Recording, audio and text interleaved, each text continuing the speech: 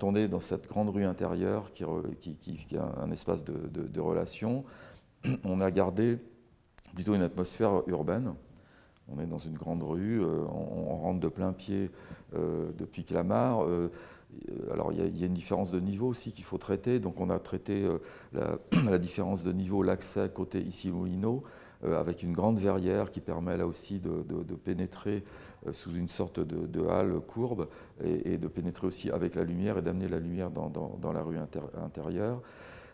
Donc ça c'est le premier point. Là on reste finalement, je dirais, dans une ambiance très urbaine de rue.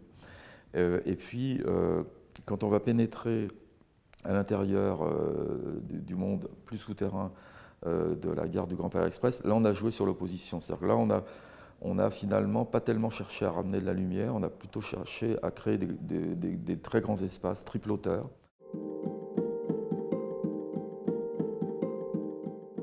On restructure complètement, notamment l'avenue Vigouroux, qui est aujourd'hui une avenue qui est bordée d'un talus, et donc qui est complètement un peu une avenue de desserte qui est adossée aux voies ferrées du Transilien.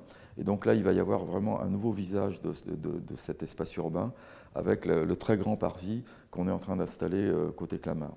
Et ce qui est intéressant, c'est que depuis ce parvis, on va pouvoir pénétrer de plein pied dans la gare. C'est-à-dire que de plein pied dans cet espace majeur dont je parlais tout à l'heure, qui est cette rue intérieure.